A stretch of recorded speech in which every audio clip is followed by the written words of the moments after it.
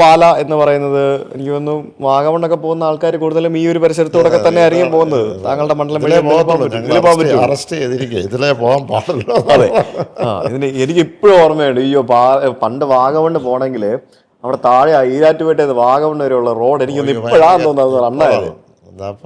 ഇപ്പോഴാണ് അത് ശരിയായത്. 10-25-30 വർഷക്കാലമായി ഇങ്ങനെ ഞാനും അതുണ്ട്. പക്ഷെ നമ്മുടെ ആൾ വന്നു, അത് തീർത്തു. അത് ഭയങ്കര കഷ്ടമായിരുന്നു.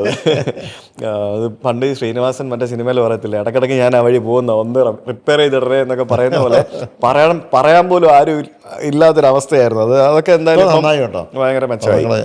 ഇപ്പോൾ ഇത് കഴിഞ്ഞ നാളെ വേണമെങ്കിൽ ഇന്ന് രാത്രി വാഗമണ്ണിൽ പോയി ഒന്ന് റിലാക്സ് ചെയ്തിട്ട് പോകും.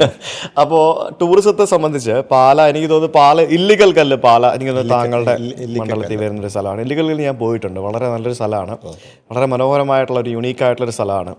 അപ്പോൾ ധാരാളം ടൂറിസം സാധ്യതകളുണ്ട്. പിന്നെ ഈ തണ്ണീർത്തടങ്ങളും പിന്നെ മീനച്ചിലാൽ ആറിനെ ബന്ധിപ്പിച്ചുള്ള കുറേ പരിപാടികളൊക്കെ ഉണ്ട്. അപ്പോൾ അതിനെപ്പറ്റിയൊക്കെ എന്തൊക്കെയാണ് ചെയ്യാൻ സാധിക്കുന്നത്? അല്ല, ഇപ്പം ഞാൻ ടൂറിസത്തിൻ്റെ കാര്യം പറഞ്ഞ പോലെ കേരളത്തിൽ നമുക്കറിയാം വലിയ വ്യവസായമൊന്നും പറ്റത്തില്ല. ടൂറിസവുമായി ബന്ധപ്പെട്ട് നമുക്ക് തീർച്ചയായിട്ടും വലിയൊരു സ്കോപ്പുണ്ട്. അത് നമ്മളൊരു ടൂറിസ്റ്റ് ഡെസ്റ്റിനേഷനാക്കി എടുക്കുക എന്നുള്ളതാണ്. വെറുതെ ഒരു സാധനം വെച്ചുകൊണ്ട് നമുക്ക് ടൂറിസ്റ്റിനെ അട്രാക്ട് ചെയ്യാൻ പറ്റില്ല. ഇല്ലിക്കല്ല് പുതിയൊരു ഡെസ്റ്റിനേഷൻ അല്ല ഞാൻ പറഞ്ഞത്, ഇല്ലിക്കല്ലും അതോടൊപ്പം ഇരവിഴ പൂഞ്ചിറയും മാത്രമല്ല, പക്ഷേ അതിനെ ഫർദറായിട്ട് എക്സ്റ്റെൻഡ് ചെയ്യണം. അപ്പോൾ നമ്മൾ നോക്കിക്കഴിഞ്ഞപ്പോൾ നമുക്കിവിടെ റബ്ബറുണ്ട്, നല്ല റോഡുണ്ട്, നല്ല വിദ്യാഭ്യാസ സ്ഥാപനങ്ങൾ വന്നു. ഇപ്പോൾ നമ്മൾ നോക്കിക്കഴിഞ്ഞാൽ അവിടെ നേരെ ടൗണിലേക്ക് പോയാൽ ഒരു ബോർഡ് വെച്ചിരിക്കുക. ഞാൻ ഭയങ്കര സന്തോഷം, 1 മാസം മുമ്പാണ് വെച്ചത്, വെൽക്കം ടു നോളജ് സിറ്റി പാലായിൽ.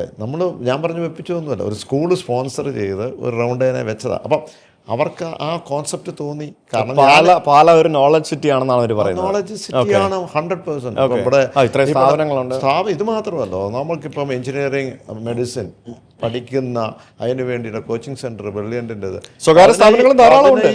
15,000 പീപ്പിൾ, മനസ്സിലായില്ലേ? ഓൺലൈനിൽ 1,00,000 കൂടുതൽ. ബ്രില്യൻ പാല എന്ന് പറയുന്നത് ഫേമസ് അല്ലേ? Brilliant Pala. But I don't want to say, എനിക്ക് എപ്പോഴും നോളജ് സിറ്റി മതി. ബ്രില്യൻ്റ് വേണം, പക്ഷേ നോളജ് സിറ്റി ബ്രില്യൻ. അതെ. അപ്പോൾ അങ്ങനെ ഒരു വന്നു കഴിഞ്ഞാൽ പിന്നെ അടുത്ത ഒരു ഡെസ്റ്റിനേഷൻ എന്നല്ലെങ്കിൽ അടുത്തൊരു കോൺസെപ്റ്റ് ടൂറിസം തന്നെയാണ്. അങ്ങനെയാണ് നമ്മുടെ ഈ മലയോര പ്രദേശങ്ങളിലേക്ക് വന്നത്. അപ്പോൾ ഞാൻ ഓർക്കുന്നതെന്ന് വെച്ചാൽ, ഞാൻ ലോക്സഭ മെമ്പറായിരുന്നു, അപ്പം അച്ചാച്ചനും ഉണ്ടായിരുന്നു. അങ്ങനെ അച്ചാച്ചനുമായിട്ട് ഇരുന്ന് കഴിഞ്ഞപ്പോൾ ഒരു കാര്യം ഇൻട്രപ്റ്റ് ചെയ്തോട്ടെ. നമ്മൾ ഈ ബ്രില്യൻ്റ് പാലേൻ്റെ കാര്യം പറഞ്ഞു, നോളജ് സിറ്റി പറഞ്ഞു, IIT പറഞ്ഞു. ഇവിടെയൊക്കെ മറ്റ് സംസ്ഥാനങ്ങളിൽ നിന്നുള്ള സ്റ്റുഡൻസും അവരുമായിട്ട് ബന്ധപ്പെട്ട ആൾക്കാരൊക്കെ വന്ന് താമസിക്കുന്നില്ലേ? ഈ ബ്രില്യൻ പാലയിൽ തന്നെ പല നാടുകളിൽ നിന്ന് ആളുകൾ ഇവിടെ വന്ന് താമസിക്കുന്നില്ലേ? അപ്പൊ ഇവിടുത്തെ ആളുകൾക്ക് റെന്റലായിട്ടും പിന്നെ റെസ്റ്റോറന്റ്, ഫുഡ്, സൂപ്പർ മാർക്കറ്റ്, അങ്ങനെ പ്രത്യക്ഷമായിട്ടും പരോക്ഷമായിട്ടും ഒത്തിരി ആൾക്കാർക്ക് ആ രീതിയിലും മെച്ചം വരുന്നില്ലേ? വളരെയധികം. ഇപ്പം ഈ പറയുന്ന എല്ലാ ദിവസവും IIIT 5 മണിക്ക് പിള്ളേർ 500 കുട്ടികൾ വരും പാലാ പട്ടണത്തിലേക്ക്. അവിടെ ഷോപ്പിംഗ് നടത്തി 7 മണിക്ക് തിരിച്ചു പോകും.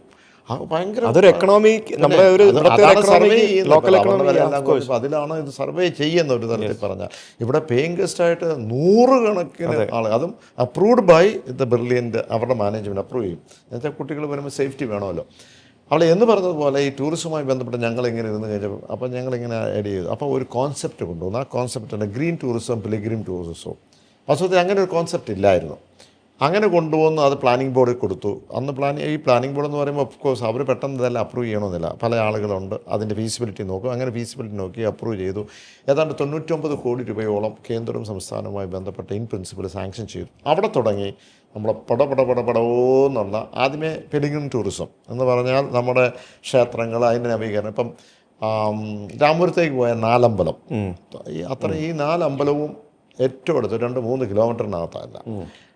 അത് അങ്ങനെ ഒരു അല്ലെങ്കിൽ ഒരു സൗകര്യമുള്ളത് മറ്റൊരു ജില്ലയിലുമില്ല. അപ്പം ഇതാണ് ഏറ്റവും പ്രധാനമാണ്.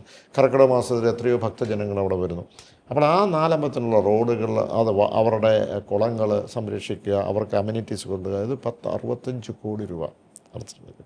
അതോടൊപ്പം തന്നെ നമുക്ക് തൊട്ടടുത്തുള്ള നമ്മുടെ ശ്രീനാരായണ ഗുരുദേവൻ സന്ദർശിച്ച ക്ഷേത്രം എടപ്പാടിലുണ്ട്. അങ്ങനെ പലതും. അതിനുശേഷം നമ്മളെ ഗ്രീൻ ടൂറിസം, ആ ഗ്രീൻ ടൂറിസത്തിലാണ് ഇരവിഴ പൂഞ്ചിറ നമ്മൾ ഐഡൻറ്റിഫൈ ചെയ്തത്. അവിടെ ആദ്യമേ നല്ല വെള്ളമാണ്, അവിടെ പോയി കാണാം. അത് നമ്മൾ ആദ്യമേ ഐഡൻറ്റിഫൈ ചെയ്തൊരു തടാകം ഉണ്ടായി.